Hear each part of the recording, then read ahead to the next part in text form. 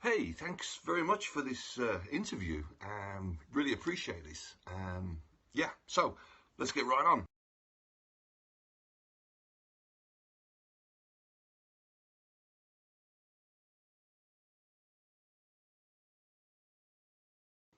Uh, how did it begin for me? Well, my musical odyssey, my heavy metal journey began with Black Sabbath back in 1977, maybe 78.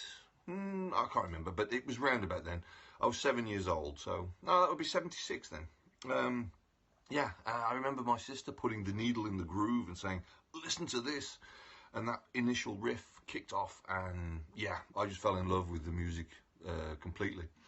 As for Benediction, back in 1990, the first time I joined, I met them in a pub, the Costermongers, a very famous pub in Birmingham for the metal scene, and Benediction were in there looking very sad, and I asked, "What's the matter, guys?" They said, "Oh, we've lost our singer.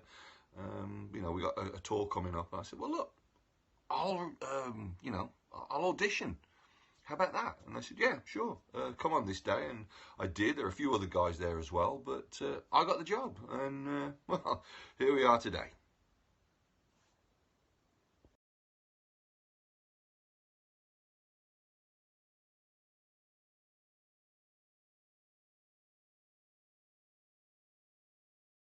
I think death metal really just appealed to me because of the aggression that's in there, the speed of it, the aggression and the violence in the music, not necessarily in the people that create it. I mean, I'm the least violent person, um, so yeah, that's been a big part of what it is. It's a vent, and it's an escape. You can actually get into a fantasy world in there, and yeah, you lose yourself in it. And I think it's a good way. It's very cathartic. It's very, it releases. You can decompress while listening to it, and I like that. I really like that can be achieved through listening to just a form of music.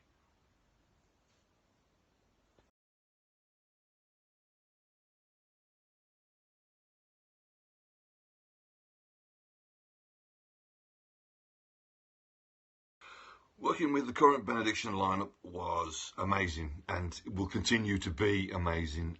Dan is a fantastic bass player. He's great at organising things. He's really on the ball, and he knows the business well, which is something that I couldn't handle. And yeah, Dan really does. He knows his stuff. That's cool. And he's a great bass player as well. And he's got that wonderful Fender bass, and he's got a great sound to it. Really like that. As for Gio, the drummer, the newer drummer, fantastic. The guy's a powerhouse, a very talented man, and not just in the drum department. I can't say much more about that just yet, but there'll be something coming later on. All right, but we'll keep that there for now. And was it easy to get back in after 21, 22 years? Was it 21? 21 years, yeah. Yeah, it was. It just felt like so easy being home, even with a new lineup. It felt like I was home again, and slipped back into the same old stupid jokes, the silly humour that they hate me for. Uh, but yeah, it was a lot of fun, and again, as I say, it will continue to be that way. We got gigs coming up, so yeah, getting back to it. And as for another new album, well, I can't say anything.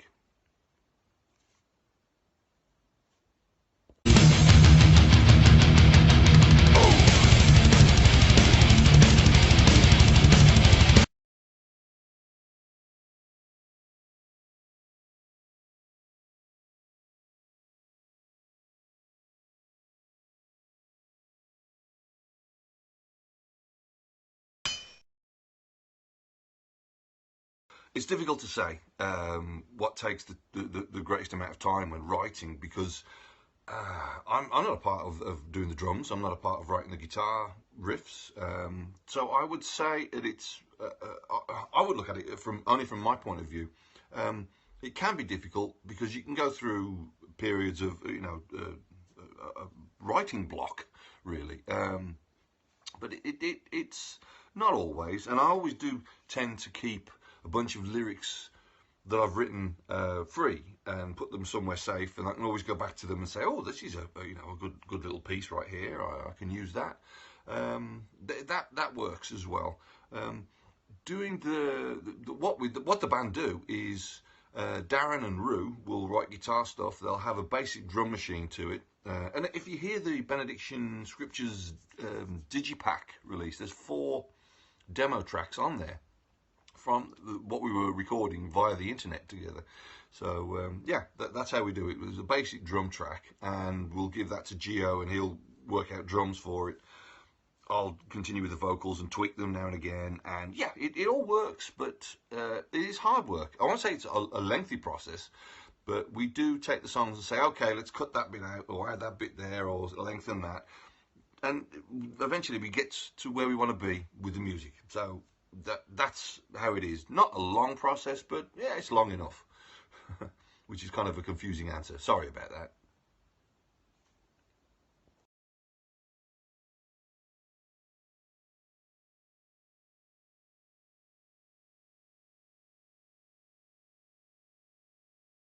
Greatest achievement. It's hard to say because everything I've done has been an achievement, and I can't sort of pin one above another.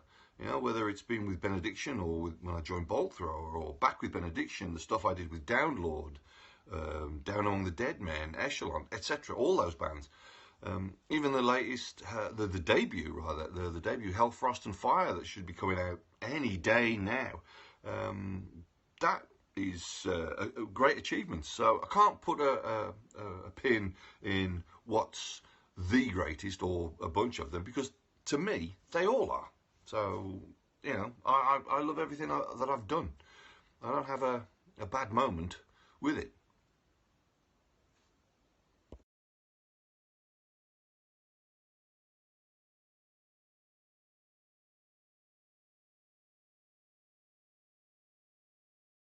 Well, like I just said before, there's the new Hellfrost and Fire, the debut Hellfrost and Fire album called Fire, Frost and Hell.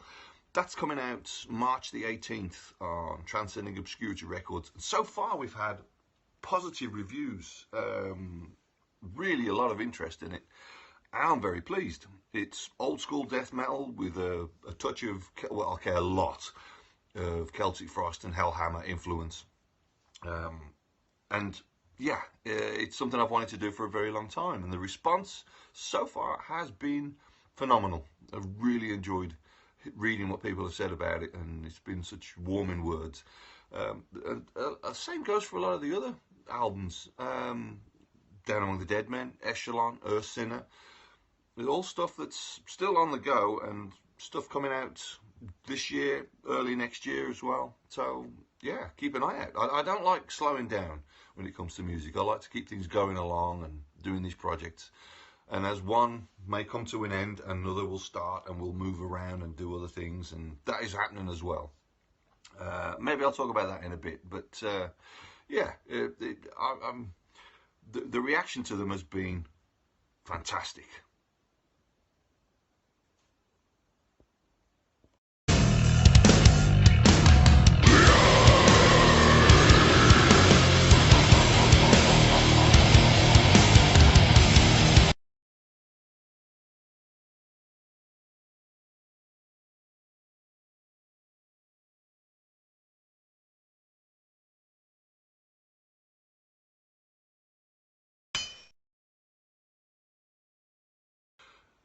Vocally, I was influenced by Cam Lee back in the early day when I first heard his vocals, and that made me want to do death metal in his style. And of course, prior to hearing Cam Lee, there was the absolutely fantastic Tom G. Warrior and Celtic Frost, Hellhammer. Those two bands, Hellhammer and Celtic Frost, and also Early Massacre, the demos, and Mantis, their demos that they did. They influenced me greatly, and I'm pretty sure you can hear that in my vocals. It's what I wanted to emulate, what I wanted to do, and I will always say that. I will never retract. I will never say otherwise. They were an influence on me, and I love them for it. You know, it's something that I hold quite dear, both of those guys. So, yeah, those are my vocal influences. Musical influences, I would say, again, Celtic Frost and Massacre, Hellhammer as well, but also Venom, early Venom, the 80s Venom, yeah, some Iron Maiden, obviously Black Sabbath, let's not forget those, and there was some Kiss as well, Jethro Tull, big influence. I quite liked, during the late 80s, Amoebics. They were good. I've gone off them since. Yeah, wasn't too fond of the last album that they did, but okay, they're broken up now, so what are we going to do? But yeah, it was definitely Tom G. Warrior and Cam Lee as a vocal influence. That was yeah, those are the two that I will always blow those trumpets for, if you'll pardon the expression.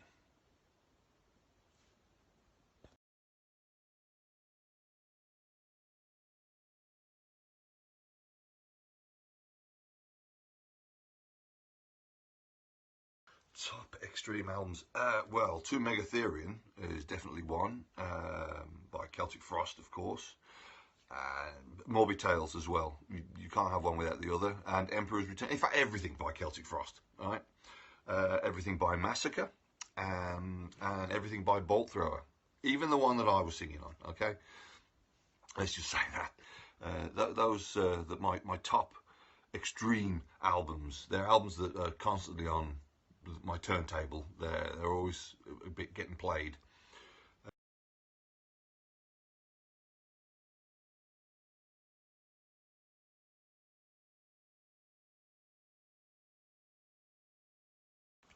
Modern bands. Well, I'd say there's a Swedish band called Entrails. They're very good. I like that sort of Swedish D-beat sound, and they pull it off really well. I really like their stuff.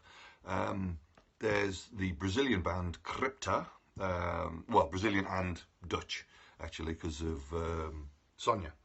My mate Sonia is, yeah, in that band. So, their album, Echoes of the Soul, was one of my favourite albums of last year, 2021. It was brilliant, and it's another one that's constantly on my turntable. And I like them so much that I got a little tattoo of them there. So, yeah, so gotta like the band, you know, if you're getting a tattoo. Yeah. Let's see, who else? Oh, there's a band from Scotland. There's two from Scotland, actually. There's from Scotland, eh? One called Vuil, V-U-I-L, Veal, the album, yeah. They're friends of mine. They do some great stuff. Sounds a bit like Bonded by Blood, Exodus, or Agents Steel. Yeah, you should check them out if you can. Another one is my mate Kenny and his band Brain Bath. Check them out. Old school death metal, perfect stuff.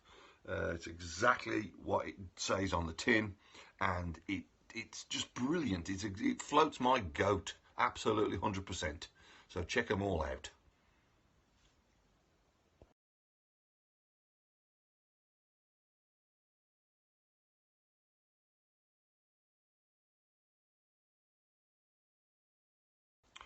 Elitism in the music scene, yeah, it's pretty much there, and it's in every music genre. It's probably pretty much everywhere anyways. Elitism in everything. Don't like it, and you shouldn't. Ignore it and tell it to fuck off. Stalking through the dark, no conscience for my crimes, worshipping the covert, to once again 1,000 times.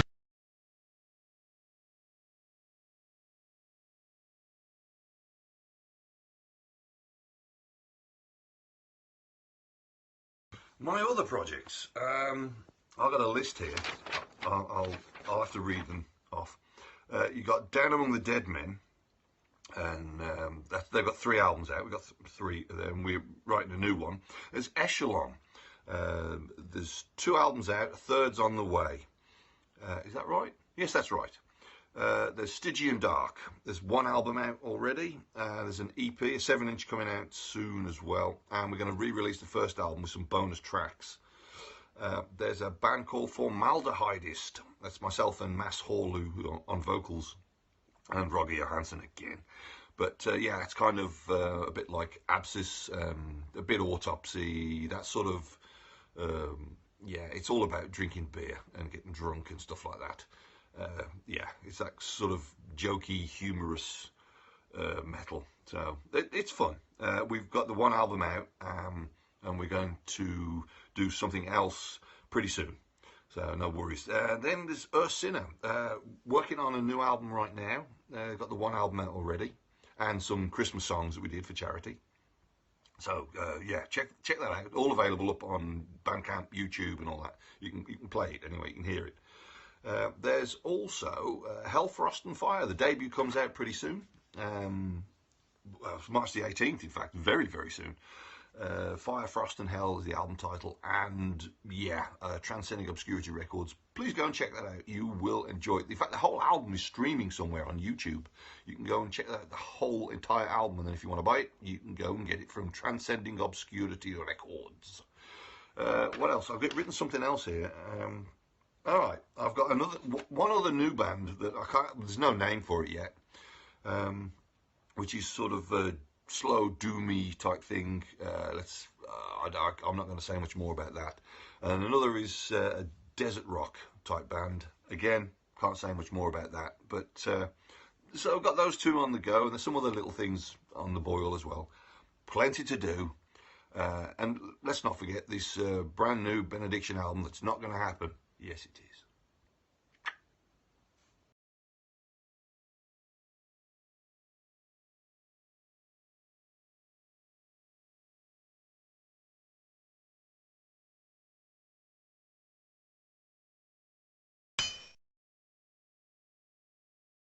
But yeah, immediate plans will be to play some live shows. We've got 4, 5 lined up at the end of next month. Yeah, the end of April and then the beginning of May. So we got those. Then there's others later on in May. So we've got live shows finally. Benediction playing live shows after over 2 fucking years of this pandemic. So that's good news as far as I'm concerned. That's something to look forward to. So yeah, those are the future plans, the immediate ones. Lots of gigs.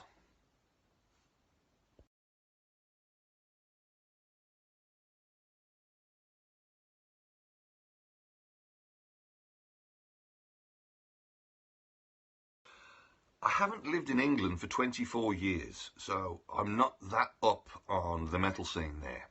So I'm kind of the wrong person to ask that question. Danish metal scene? Yeah, because I live in Denmark, you see. Excuse me. Yeah, I live in Denmark, so the Danish metal scene's strong as it ever was. And in fact, there's some gigs coming up. I was at a gig a few weeks ago, a couple of months ago actually, saw Undergang, the Danish band. And there's a couple of Cadaveric Incubator are playing. So I'm going to go and see those at the end of this month. So lots to do and lots to see. I was going to go and see Eagles of Death Metal, but they keep moving it around. Not a death metal band, and they're not from Denmark, but they were playing here. And yeah, I was going to go and see them, but they keep moving the date, so I've cancelled my ticket. I'm trying to get my money back. I'll see if I'm, because they're probably going to move it to a day that I'm away playing a gig myself. So shit happens, you know.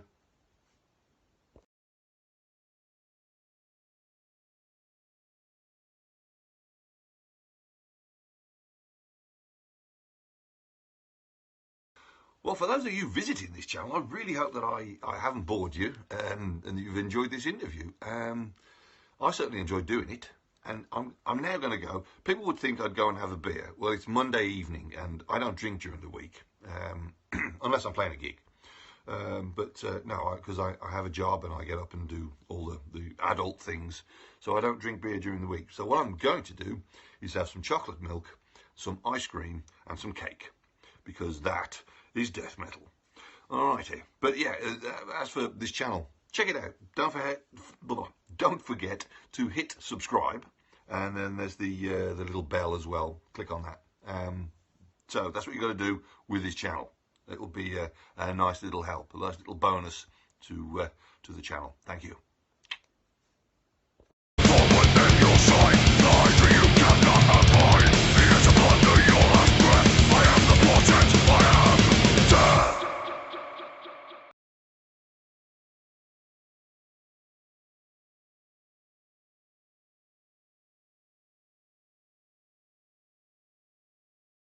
Are we interested in coming to Sri Lanka? Of course we are. Benediction are interested in playing everywhere. Unfortunately, we've got a lot of gigs lined up at the moment because of the pandemic. We haven't played, like I just said, for 2 years. So all the gigs that we've had and that have been lined up over that time are now coming to fruition, and we've got them to do.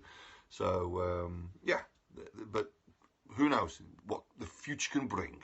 So anyone listening, get in touch with the band and we'll try and sort something out. All righty.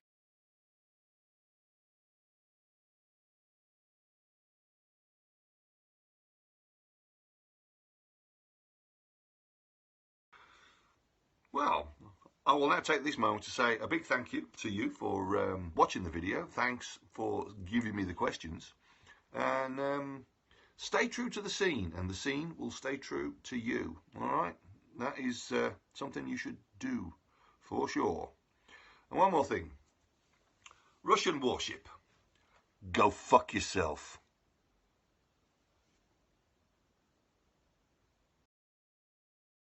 Try to kill me when I fought back. I cracked the skulls with a baseball bat, but justice will never make